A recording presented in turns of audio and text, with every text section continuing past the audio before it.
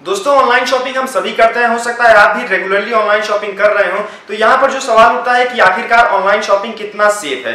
जी हाँ दोस्तों, इस वीडियो में हम जानेंगे कि ऑनलाइन शॉपिंग कितना सेफ है, क्या आपको बेहिचक ऑनलाइन शॉपिंग करनी चाहिए या फिर नहीं, और अगर यहाँ पर संदेह के कुछ पॉइंट उठते हैं तो क्या वो तरीके हैं कि जिससे आप ऑनलाइन शॉपिंग सेफ रख सकते हैं। ये सारी टिप्स भी मैं आज आपको बताने वाला हूँ, तो इस वीडियो को आप अंत तक जरूर से देखिएगा।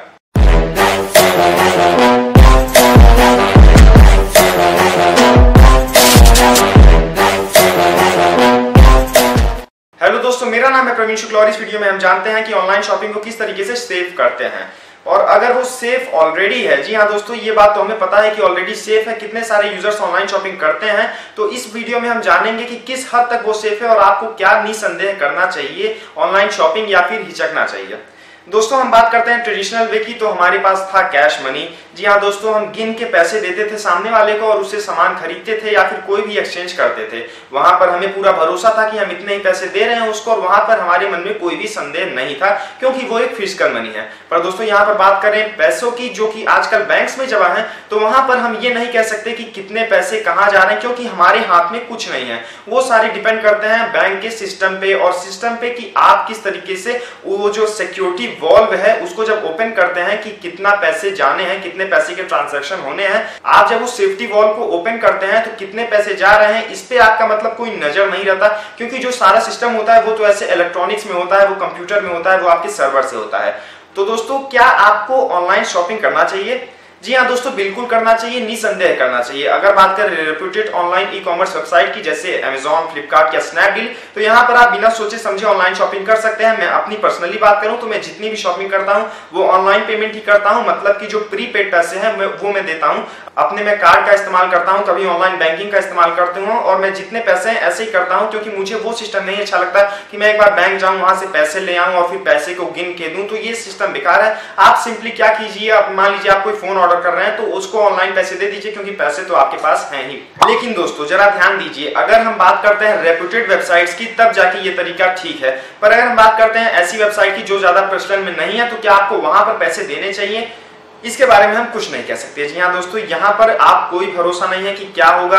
अगर बात करें कि कितने पैसे जाने हैं, जैसे मान लीजिए कि आप कोई भी वेबसाइट खोल रहे हैं जिसका कोई प्रचलन नहीं है, जो कोई ट्रेडिशनल वेबसाइट नहीं है और वहां पर आपको एक पर्टिकुलर चीज मिली है जो कि केवल उसी वेबसाइट पे मिल रही है और या फिर वहां पर रेट जो मिल रहा है वो बहुत अच्छा मिल रहा है, तो आप क्या करते हैं कि चलो कोई बात नहीं, मान लो 2000 रुपए का ही प्रोडक्ट है, हम यहाँ से खरीद लेते हैं क्योंकि आजकल जो ऑनलाइन शॉपिंग है वो बहुत ही कॉमन हो गया है, तो आप 2000 रुपए दे देते। मैं आज आपको कुछ ऐसी टिप्स देने वाला हूँ जिनका आप ध्यान रखिएगा ऐसा काम करने से पहले।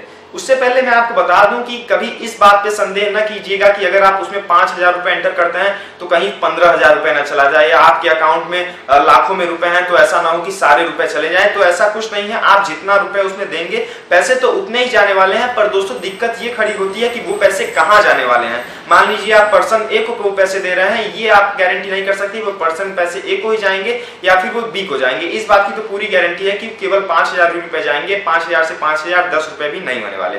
तो आइए हम उन टिप्स के बारे में बात करते हैं जो कोई भी ऑनलाइन शॉपिंग करने से पहले जानना जरूरी। दोस्तों पहली टिप की बात करें तो वो ये है कि आप अपने मोबाइल नंबर को अपडेटेड रखिए अपने बैंक अकाउंट से। जी हाँ दोस्तों, चाहे आप कर रहे हो मास्टर कार्ड से शॉपिंग, चाहे डेबिट कार्ड, क्रेडिट कार्ड या फिर ऑनलाइन बैंकिंग का इस्तेमाल कर रहे हैं, तो अपना जो मोबाइल नंबर है उसको जरूर से देखिए कि आपकी जो बैंक अकाउंट है उससे अपडेटेड है कि नहीं, ताकि आपको मैसेज परमानेंट मिलते रहे।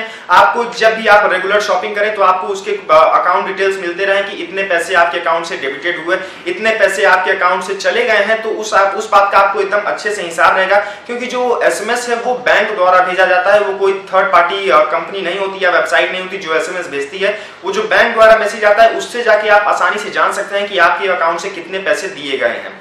दोस्तों दूसरे टिप की बात करें तो वो ये है कि आप अपने एटीएम या फिर कोई भी ऐसे कार्ड में पासवर्ड लगाने की कोशिश ना कीजिए। अब दोस्तों पासवर्ड लगाने की कोशिश क्या होती है मैं आपको बताता हूं। जब भी आप कोई वेबसाइट से शॉपिंग करते हैं, मान लीजिए आप एक एटीएम कार्ड लेते हैं तो आप उसमें देखेंगे जब आप उसका नंबर डालते हैं तो वहां पर जो अकाउंट में आपका मोबाइल नंबर रजिस्टर्ड होता है उस पर एक ओटीपी आता है, वन टाइम पासवर्ड। उसी मोबाइल नंबर में वन टाइम पासवर्ड आता है और फिर जाके आप ऑनलाइन शॉपिंग कर सकते हैं। पर चूंकि आपको बार बार ऐसा ना करना पड़े कि आपके मोबाइल में ओटीपी आए और आप बार बार वो ओटीपी एंटर करें, हो सकता है कि आपके पास आपका मोबाइल नंबर ना हो, तो इसके लिए क्या करते हैं, आपको एक फैकल्टी मिलती है कि आप एक बार में पासवर्ड दे दीजिए उसको, तब आपको आपके मोबाइल नंबर की जरूरत नहीं पड़ेगी। एक बार ओटीपी आएगा और फिर आप कभी और शॉपिंग करेंगे तो केवल वही पासवर्ड ही एंटर करना पड़ेगा, आपको अपने मोबाइल नंबर की जरूरत नहीं है। तो मैं कहता हूं दोस्तों कि ऐसा जब जरूरत पड़े तभी कीजिएगा, जब आप मान लीजिए कोई आपका मोबाइल फोन है वो किसी और के पास है, आपका ही, किसी और का नहीं, मोबाइल फोन किसी और पास है और आप चाहते हैं कि एक टाइम का पासवर्ड हमें मिल जाए, तब जाके ऐसा करिए जब ज्यादा जरूरत पड़े। नहीं तो जनरली आप क्या करिए, अगर आपका फोन आपके पास में है तो आप ओटीपी ही प्रीफर कीजिए, क्योंकि